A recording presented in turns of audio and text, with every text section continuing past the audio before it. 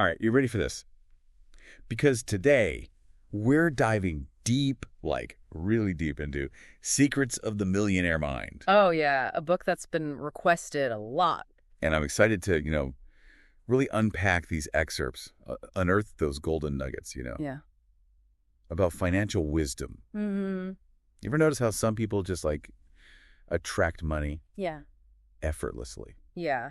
It's like they have a secret or something. It's not just luck, right? Yeah. It's their financial blueprint, Well, this book says. No, interesting. And the cool thing is we're going to kind of decode yours Oh, wow. and figure out how to reprogram it for more abundance. Oh, okay. I like where this is going. I'm excited about this one. Oh, So yeah. what I find fascinating about this book is it doesn't just stay on that surface level, right? Right. Like, oh, here's how to budget.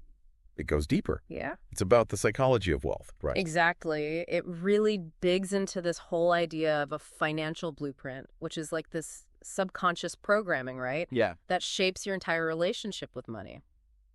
Everything. So we're like pre-programmed for a certain level of financial success.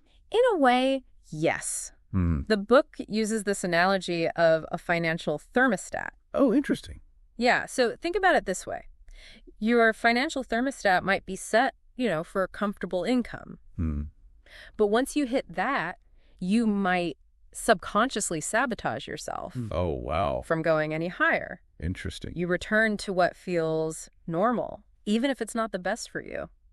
Like, is that why some lottery winners end up back where they started financially? Yeah, within a few years. Yeah. It's a classic example. So they hit that comfortable level again. Exactly. They haven't really shifted their internal blueprint, to match their new reality, their external reality. So winning the lottery doesn't magically change everything. Not necessarily. It's like it doesn't change the core programming. So they don't suddenly develop this millionaire mindset just because they have the money. Right. They haven't developed the mindset to really handle that level of wealth. And then on the other hand, you've got like self-made millionaires. Yeah. Like, Donald Trump, who even with massive setbacks financially, seem to bounce back. Absolutely. It's like their financial blueprint, their thermostat, is set for billions, not millions. Wow. They might have temporary losses, but their mindset... It's wired different. It is. It's wired for massive success. So they naturally kind of return to that level. Exactly. It's fascinating, isn't it? So are we saying, like, if you don't think like a millionaire, you'll never become one? Well, it's not about saying it's impossible to change, but the book really emphasizes this idea that you have to change your financial blueprint for lasting success. Okay. It uses this phrase, roots before fruits. I like that. It's about rewiring those beliefs, those habits. Okay, I'm intrigued. Oh, So no. let's dig into that roots before fruits. What does that mean, like, practically? All right, imagine this, right? Okay. The fruits, those are your financial results. Income, net worth, all those things. Yeah, the stuff we see. Right. But those fruits, they grow from invisible roots. And those are your thoughts, Okay. beliefs, habits, all around money. So you're saying to change the fruits, the financial results, you got to cultivate the right roots. Precisely. You can't expect, a ton of financial abundance if you've planted seeds of scarcity, of fear. Yeah, like in your subconscious garden. Exactly. I love that analogy. That's powerful. Okay, so the book also talks about these 4 quadrants: physical, mental, emotional, spiritual. Oh, yeah. How do those play into this whole blueprint thing? Well, they represent these different dimensions of our being, Right. that influence our relationship with money. So it's not just about those practical physical steps. Yeah. It's also our mental models, emotional stuff, even spiritual beliefs. Right. So, for example, if somebody carries, negative baggage around money, Yeah. from childhood experiences, maybe scarcity or conflict around money, that can affect their ability to attract money, manage it later. Absolutely. Those emotional roots can create these subconscious blocks, and they can lead to self-sabotage, limiting beliefs. It's almost like they're stuck with this outdated software Oh, yeah. running in the background. Yeah, even though their circumstances have changed. Right. Okay, so this is all starting to make sense, but how do we even begin to reprogram that? Well, the book outlines this 4-step process. Okay. Awareness, understanding, disassociation, and declaration. Okay, break that down for me a little. Sure. So awareness seems pretty straightforward. Yeah. What does understanding involve? So understanding is about digging deeper Okay. into the source of our beliefs. And verbal programming plays a huge role here. What's that?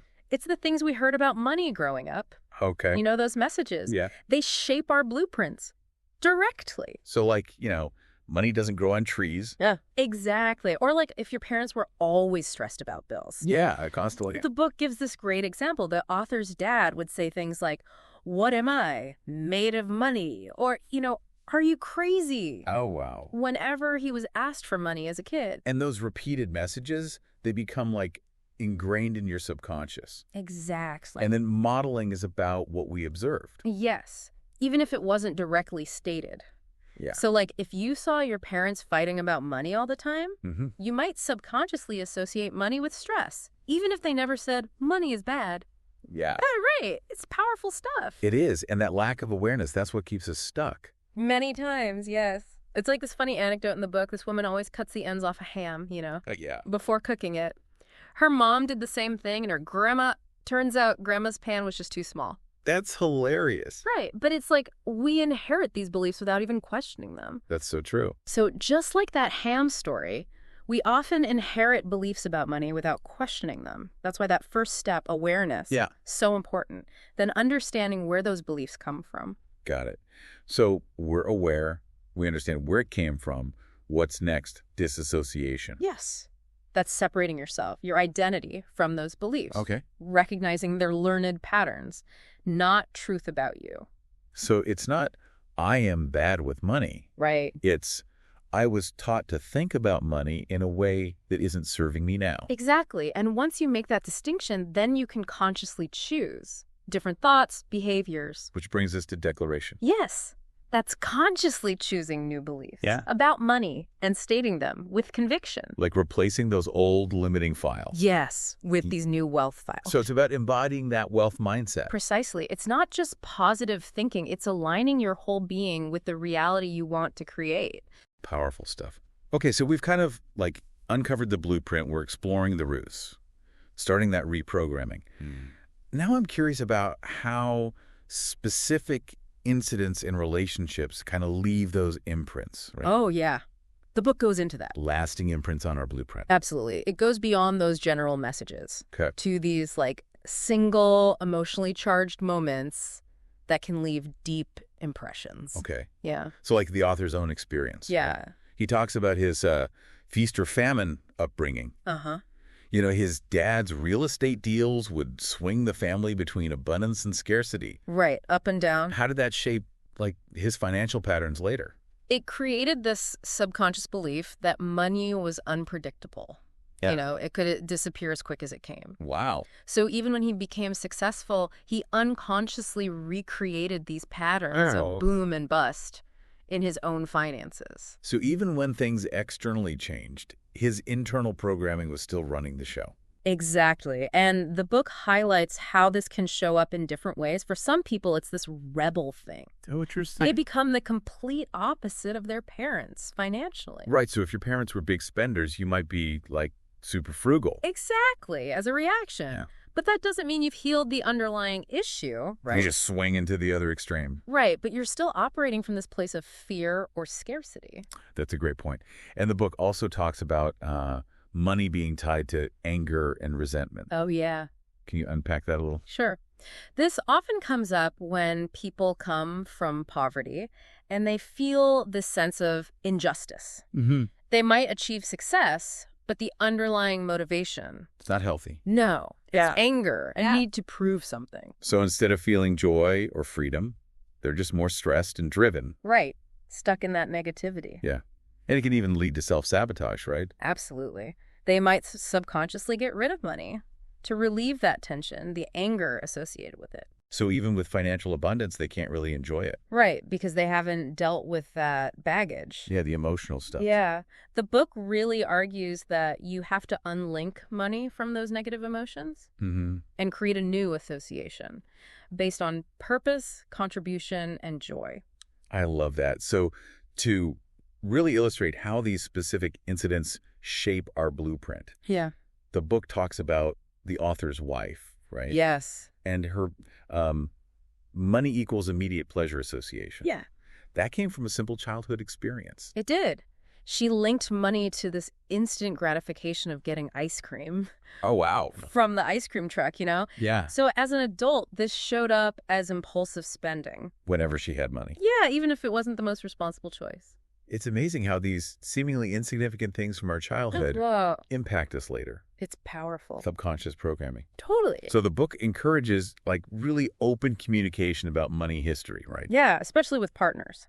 Partners. Because understanding each other's blueprints can help create that shared vision for financial success. So it's all about awareness, Yeah. understanding, and then those conscious choices. Absolutely. Okay, so we've kind of laid the foundation, explored the roots, and now we're ready to delve into those 17 wealth files, right? Yes. Those mental shifts that help you think like the rich. Okay, and as we move into that, remember, What?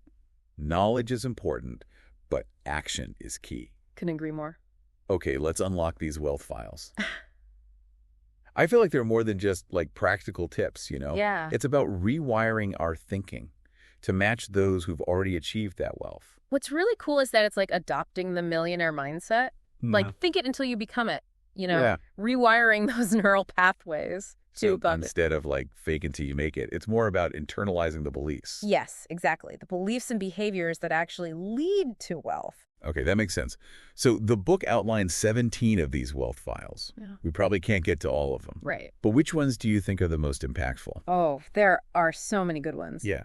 The one that always gets me is rich people are committed to being rich. Oh, Poor people merely want to be rich. yeah.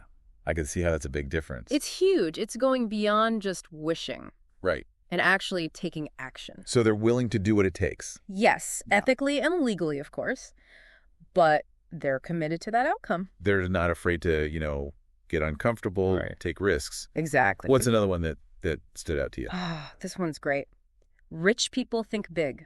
Okay. Poor people think small. I like that. The book really emphasizes that your income, it's directly proportional to the value you deliver to the marketplace. And one way to increase that value is quantity. Okay. How many people are you serving, impacting with your work? So it's not just working hard. It's about the scale of impact. Yeah, think bigger. Instead of just focusing on our own needs, it's like, how are we solving problems for more people? Yes, the author encourages you to ask, how can I impact 10 times the number of people? Wow. That shift in perspective can lead to amazing things. More innovation, more financial rewards. Exactly. But isn't there a danger of, biting off more than we can chew? That's a good point. It's not about recklessly pursuing every grand idea. It's about gradually expanding, Okay, yeah. your capacity, Yeah. taking calculated risks, being willing to learn and adjust along the way. It's like building a muscle, right? Yes. Start with lighter weights and you gradually increase the load. I like that. Okay, so we've got commitment, thinking big. What other wealth file should we open up? How about rich people focus on opportunities, poor people focus on obstacles? So seeing possibilities instead of roadblocks. But how do you train your mind to do that? Yeah. It's easy to get stuck in the challenges. The book emphasizes this proactive mindset. Instead of waiting for things to fall in your lap, Yeah. actively seek them out. Mm. The author actually shares a great story about this. He wanted to learn about the dessert business, Right. but instead of just reading books, he got a job as a busboy Oh, wow. at Mother Butler's pie shop. That's taking initiative. It is. He didn't just wait around. He put himself in a position to learn. To grow. Exactly. He called it getting in the corridor. By working there, he noticed the exercise equipment was terrible. Oh, interesting. And that led him to open one of the first retail fitness stores in North America. Wow. And that's how he made his first million. That's incredible. Right. It shows how opportunities can appear when we least expect them. But only if we're paying attention. Yes. Yeah. And ready to seize them. Okay, give me another one. What's another key wealth file? Okay, this one is so important. Rich people admire other rich and successful people. Poor people resent them. This ties back to surrounding yourself with, positive influences. Absolutely. But doesn't that become like hero worship? Well, it's not about blindly idolizing them or comparing yourself. Right. It's about recognizing the qualities, the strategies that led to their success Okay. and seeing them as models for what's possible. Mm-hmm. It's about learning from them, adopting a growth mindset. So our social circle can actually influence our financial trajectory. The book talks about this, birds of a feather flock together. Oh, yeah. Most people earn within 20% of the average income of their closest friends. That's something to think about. It is. It's not about being snobby or exclusive. It's about consciously choosing who you spend time with. Yeah, what energy you allow into your life. Right. If you're surrounded by people who are always complaining about money, lack. Yeah, it's easy to get sucked into that. It is. That's powerful. So, mindful of the company we keep. Yeah. Okay, what else? What else should we focus on? Okay. How about rich people are bigger than their problems? Poor people are smaller than their problems. So it's about resilience. Yeah. The ability to overcome challenges. Yes. And seeing them as opportunities for growth. But some problems feel like overwhelming. I hear you. How do we become bigger than those? The book uses this great analogy, a container for wealth. Okay. So if your container is small, Yeah. you can't hold much wealth. But as you expand your capacity to handle things, Okay. you naturally create space for more abundance. So it's about growing ourselves, right? Yes. Mentally, emotionally. To match the level of success we want. I like that visual. Yeah. Okay, let's move on. The book says rich people are excellent receivers. Mm-hmm. Poor people are poor receivers. Mm-hmm. But isn't getting rich about earning, Yeah. accumulating? How does receiving play into it? This is about feeling worthy of receiving abundance. Okay. A lot of people have these subconscious blocks. That prevent them from accepting it, Yeah. enjoying it, They might feel guilty, like they don't deserve it. even if they have money.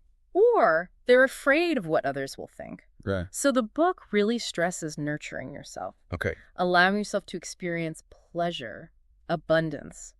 It even gives this tip about a play account, What's that? where you allocate money each month to spend on things you enjoy, Oh, I like that. things that make you feel rich. So it's about breaking that cycle of deprivation. Exactly. Training yourself to receive with gratitude, openness. Okay, what else? What other wealth file should we unlock? All right, this one's kind of a misconception. Rich people choose to get paid based on results. Poor people choose to get paid based on time. So it's about shifting from that steady paycheck mindset Yeah, to something more performance-based. exactly. But don't we need that steady paycheck to feel secure? A steady paycheck offers stability, sure. Yeah. But it often has a ceiling. Okay. Getting paid based on results. Yeah. That opens up unlimited potential. So whether it's starting a business or working on commission or negotiating a performance-based plan, Yes. It's about aligning your income with your contribution. we're not just training time for money Right. We're leveraging our skills and talents. to create value. Absolutely.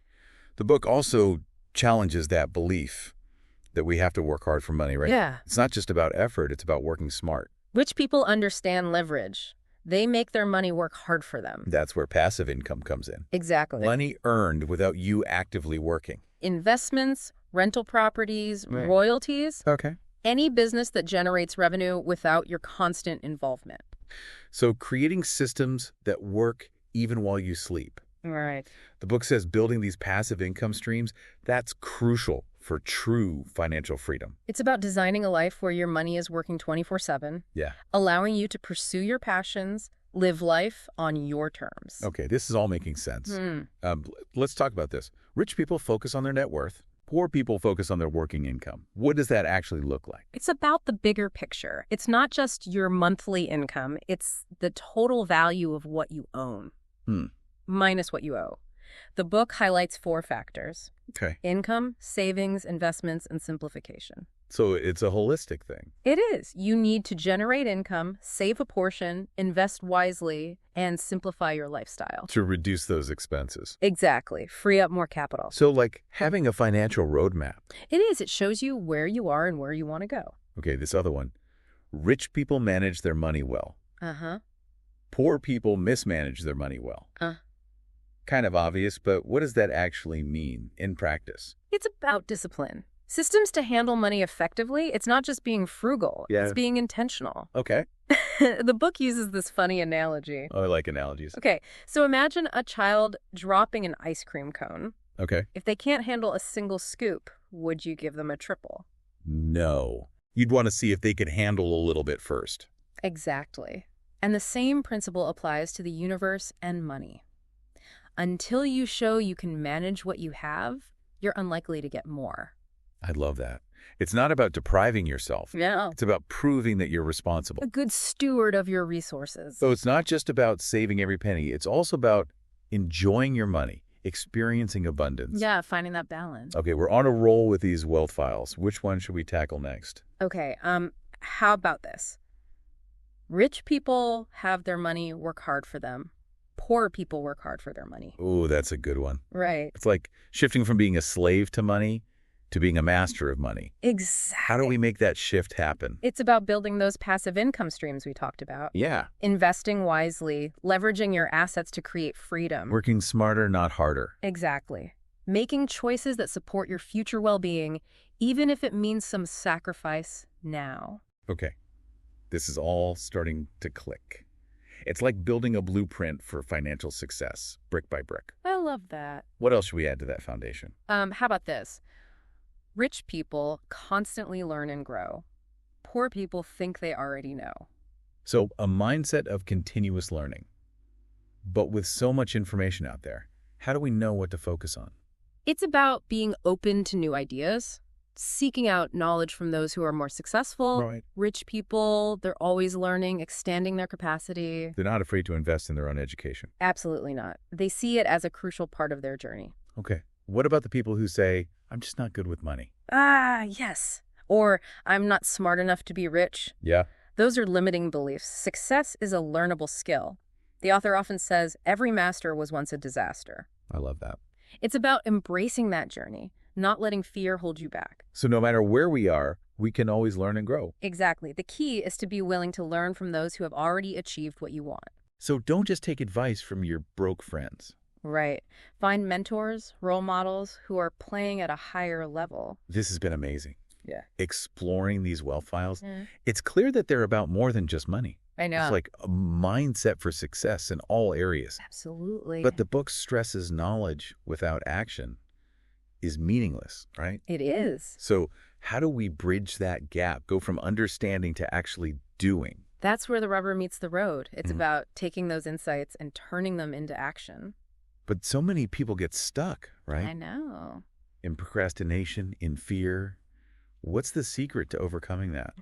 Well, the book offers some strategies. So it's like we can know all this stuff, but if we don't actually use it, Yeah. it's just potential Yeah. wasted, right? It's like having a Ferrari just sitting there Yeah. in the garage and never driving it. What's the point? Exactly. The book really drives this point home. Action beats inaction every time. Yeah. It's about pushing past that fear, Mm-hmm. and actually taking those steps. Yeah, but how do we actually break free from those like not doing habits? Right. And start building those doing habits? Yeah. Especially when it comes to something as big as money.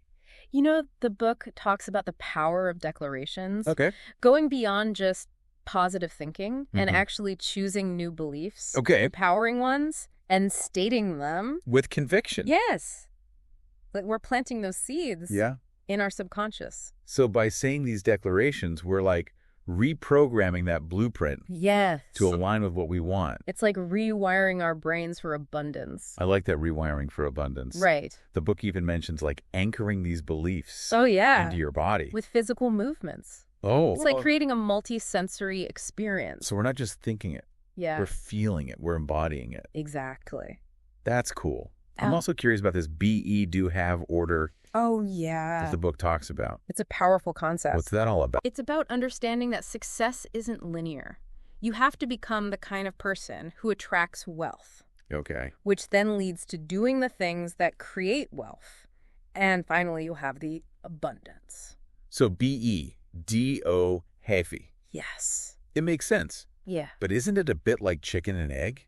Like, don't we need to have some resources to do the things that help us be successful? That's where minimum viable action comes in. Okay. What's the smallest thing you can do right now Yeah. to start embodying that be state?